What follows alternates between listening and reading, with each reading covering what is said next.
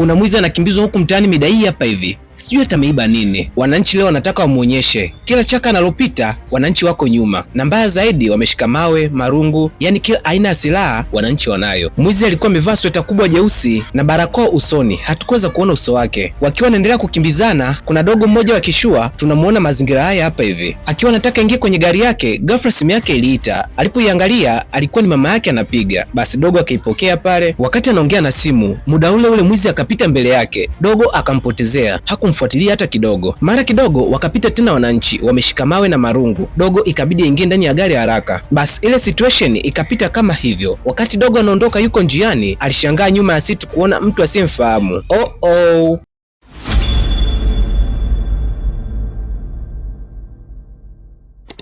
Alikuwa ni yule mwizi ambaye mwanzoni tulimuona alikuwa anakimbizwa. Sijui hata ndani ya gari aliingia muda gani. Dogo kwa hasira sana akamfukuza yule mwizi atoke nje ya gari yake. Mwizi akatoka na akaendelea kuunga na mingo zake. Sasa yule mwizi alikimbia hadi geto kwao, na tunaona kuwa alikuwa anamwahi ndugu yake na anaonekana ni mdhaifu sana. Bwana kumbe yule mwizi alikuwa ni mtoto wa kike, na hata kukimbizwa kwake alikuwa ametoka kuiba dawa Farmers. Sasa ilikuwa hivi, muda kidogo uliopita huyu mwizi alienda hadi Farmers. Baada ya kuulizia dawa na kupewa maelekezo yake, alizukapua mezani na kisha akasepa, na ndio maana tunaona mwanzoni mwa movie wananchi walikuwa wanaonga naye. Basi bwana akampatia dawa ndugu yake na maji mengi ili apate nafuu. Upande wa pili tunarudi hadi katika jumba la kifalme. Mida hii hapa hivi dogo ndio anarudi hapa ndani, na jina la huyu dogo anaitwa Olis Maker. Mama ndo anamuuliza pale, ulikuwa wapi? Mbona unatupa wasiwasi sana? Na Olis Maker akamjibu mama kuwa alienda kujinunulia baadhi ya vitu. Mama akamuuliza kuwa kwa nini usingewaambia watumishi wako akakununulia hivyo vitu? Olis akasema kuwa hakutaka kumsumbua mtu yeyote yule, na istoshe alitaka kwenda kupunga hali ya hewa nje kidogo. Basi mama akamwambia mwanae kuwa aende akabadilishe nguo kwa sababu muda si mrefu machifu atakuja hapa nyumbani. Olis alipokuwa akibadilisha nguo alishangaa kutokuiona simu yake. Alijisachi sana lakini hakuiona kabisa. Akajua kabisa kuwa yule mwizi ambaye aliingia ndani ya gari yake ndio aliiba ile simu, na kwa kuwa muda ulishaenda sana ikabidi avae nguo haraka ili atokee sebleni, kwa kuwa alishaambiwa kuwa machifu atakuja hapa nyumbani kwao. Na baada ya kumaliza kuvaa nguo akaelekea zake sebleni. Upande wa pili tunamwona yule dada ambaye mwanzoni tulimuona kama mwizi. Jina lake anaitwa Noma. Ukiachana na wizi, huyu dada anafanya kazi ya kuuza duka la mtu. Mida hii hapa hivi ndio amefungua duka. Noma amefungua duka amechelewa sana. Haikupita muda sana bosi wake naye akawa amekuja. Bosi wake baada ya kujua kuwa duka ndio limefunguliwa muda huu, akaanza kuwasha moto pale. Noma, ndio umefungua duka sasa hivi? Niambie ukweli. Mama samahani, nimechelewa, kuna vitu nilikuwa nafanya. Noma alijieleza. Ulikuwa na vitu unafanya?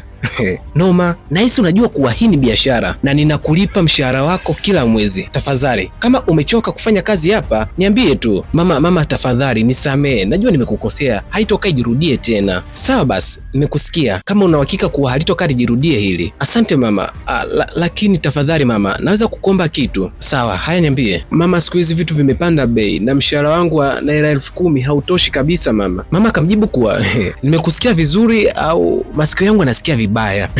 Vigezo vyako ni vipi kwanza? Noma akasema kuwa ana elimu ya shule ya sekondari. Yaani unajijua kabisa wewe elimu yako ni ya shule ya sekondari na unataka mshahara wa mtu wa chuo? Mama, sio hivyo, nilikuwa naomba nipate tu hata naira 20,000. Sasa hiyo naira 20,000 anayoiomba Noma ni kama wastani wa shilingi 34 vya Tanzania. Sasa sikia, nikisha kulipa kesho usije tena hapa kazini. Mama hamtaki tena Noma hapa kazini kwake. Mama samahani, nilikuwa naomba tu nizingatie, kaka yangu anaumwa, dawa zake ni gharama sana. Noma alijitahidi kuomba lakini haikuwezekana tena. Mama hamtaki. Upande wa pili katika jengo la kifalme, Olis anawaza hadi kichwa kinauma. Mama yake alipokuja akamuuliza shida ni nini. Olis akasema kuwa kuna mtu amemwibia simu yake. Mama akamwambia kuwa asijali, atamnunulia simu nyingine, lakini Olis akasema kuwa ni lazima amtafute huyu mwizi na atamuonyesha adabu. Mama akamleta mwanae hadi kwenye kochi na akamwambia kuwa yaliyotokea yameshatokea, lakini kwa sasa inabidi wa focus na jambo la muhimu lililopo mbele yao. Muda si mrefu machifu atakuja na kikao kitabidi kifanyike hapa sebleni. Olis kusikia sebleni ikabidi ashangae kwanza. Kwa nini kikao kifanyike sebleni na kuna chumba cha enzi? Mama akamjibu Olis kuwa amekifunga hicho chumba kwa sababu hamwamini mtu yeyote yule, na amekifunga chumba cha enzi kwa sababu ndani yake kunaye totem, na kupitia hiyo totem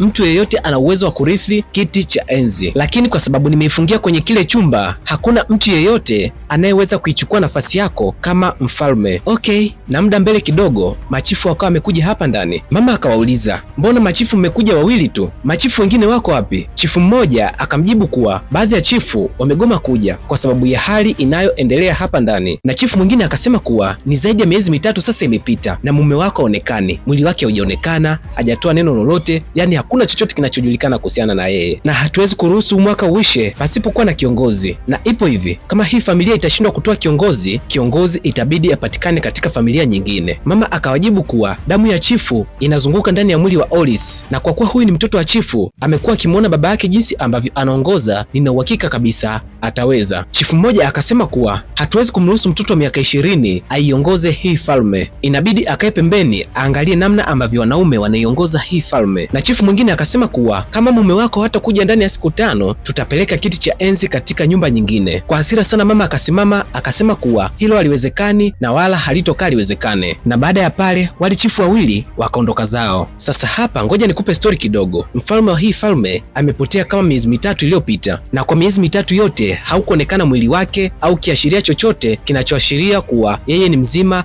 au amefariki. Na baadhi ya watu wengi wamekuwa kikataa kuongozwa na mtoto wake wakiamini kuwa bado ni mdogo sana. Na kwa sasa mke wa mfalme amepewa siku 5 tu, mume wake anatakiwa awe amerudi, la sivyo ufalme atapewa mtu mwingine. Okay, upande wa pili kuna bwana mmoja anaitwa Oro, yuko na chifu mmoja hapa, wanadiskasi namna ambavyo wataupata huu ufalme kutoka kwa yule mama, wakiamini kuwa mume wake hatakuwa amerudi hata ndani ya hizo siku 5. Kwa hiyo Oro ndio atakuwa mfalme na Solomon ambaye ni mtoto wake atakuwa ni prince. Basi hapa ndani ni vicheko vingi wakiwa naisubiri hiyo siku. Okay, upande wa pili tunarudi hadi magetoni. Noma alikuwa akimkabidhi pesa nesi mmoja hivi kwa ajili ya kwenda kulipia bili za hospitali. Sasa huyu nesi alikuwa akishangaa, Noma amepata wapi pesa zote hizi? Noma mwenyewe maisha yake ni magumu sana, anawezaje kupata pesa kama hii? Lakini Noma anasema kuwa ameuza baadhi ya vitu vyake anavyomiliki. Mida ya baadaye hivi tunamwona Oris yuko kwenye gari yake na kama kuna kitu nakitafuta hivi. Wakati huo Noma na rafiki yake wakawa wanapita mita hii hapa hivi. Pia kuna jamaa mmoja pia akawa anapita maeneo haya hapa hivi, na mshikaji alikuwa amevaa hoodie kama yule mwizi aliyomwibia Oris. Sasa Oris alipomwona alimfananisha na yule mwizi, akazani ndio huyu, na lengo la Oris kukaa hapa ilikuwa ni yeye kumtafuta huyu mwizi ili kumfundisha adabu. Chapchap kwa haraka Oris akamkimbilia ili kumkamata. Mshikaji akiwa anatembea anashangaa mtu amemkamata na anamng'ang'ania. Huyu mtu vipi? Ana nini? Na kwa nini anikamate? Basi pale wakaanza kupigana kama wanang'ang'aniana hivi. Kwa bahati nzuri Noma na rafiki yake hawakuwa wameenda mbali, ikabidi wakauamue ule ugomvi. Na kweli Noma akafanikiwa kuuamua huu ugomvi, yule jamaa akasipa zake. Sasa Oris aliporudi nyumbani,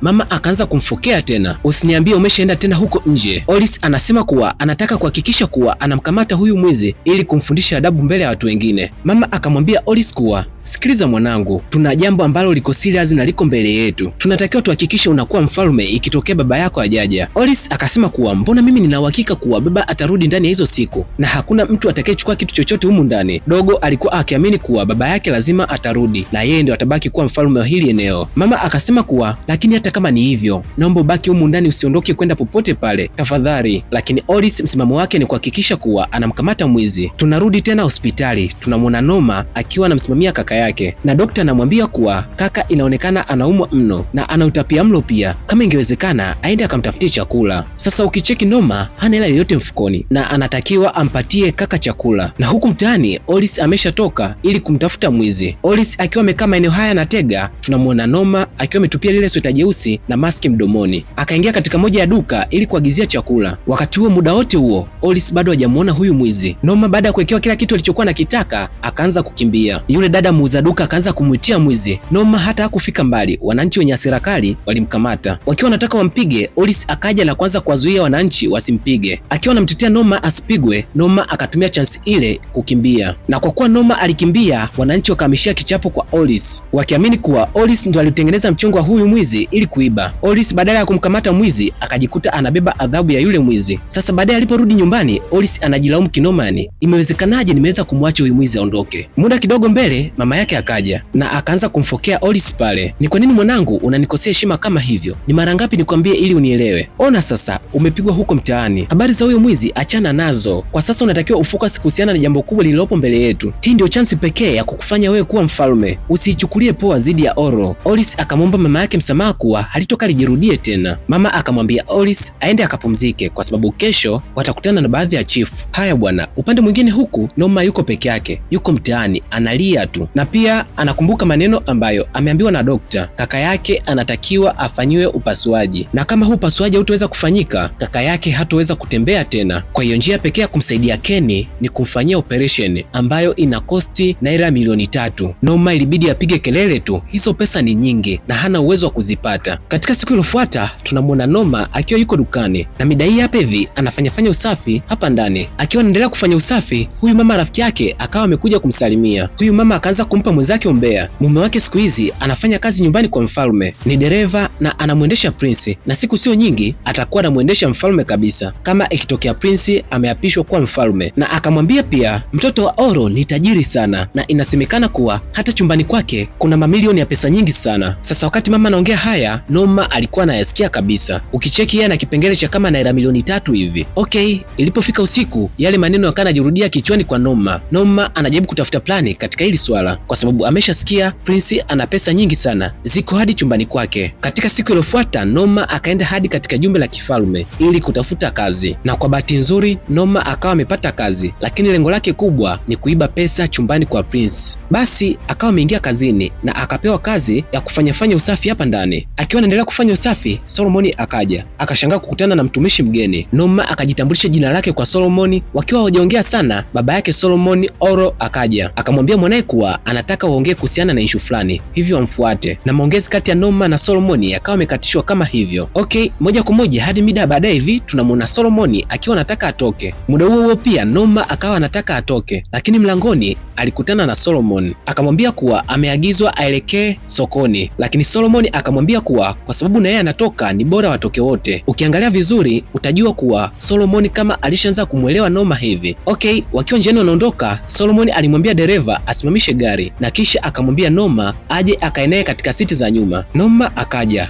na safari ikawa inaendelea. Sasa Solomon akaanza kutupa swaga. Akiwa anamsogelea huko anamshawishi na maneno ya pesa, Norma alisema kuwa kuna kitu amesahau na anahitaji kurudi ili kukifuata. Solomon akamruhusu. Norma akatoka nje ya gari na kisha kaondoka kuelekea. Sasa Norma alipotoka pale alikuja hadi chumbani kwa Prince, akanyata taratibu ili kuingia ndani, na kwenye moja ya draw Norma alikuta pesa nyingi mno. Hakuamini macho yake, alijikuta na furahia tu baada ya kuziona zile pesa. Akiwa anaendelea kuzikusanya, alishangaa kuna fimbo imewekwa begani kwake. Norma leo amekamatwa na mfalme, itakuwaje sasa? Baadaye mfalme akamchukua Norma hadi sebuleni kwake, anafikiria adhabu ya kumpa Norma. Akiwa hajafanyia maamuzi yoyote bado, Solomon naye akaja. Solomon akashangaa, mbona mchumba amepiga magoti? Baba akamwambia kuwa amemkuta akiwa anaiba chumbani kwake, lakini Solomon akamwomba baba yake ampunguzie adhabu Norma kwa sababu bado ni mdogo na asingeweza kustahili adhabu yake. Sasa baba akasema kuwa atamsamehe kwa sharti moja tu, kuna kazi atampa, akifanikiwa atamwacha aende huru. Baba alisema maneno mazito pale kiasi kwamba Solomon akawa haelewi afanye nini, ikabidi aondoke tu pale. Sasa sharti alilolitoa baba, mimi na wewe hatulijui,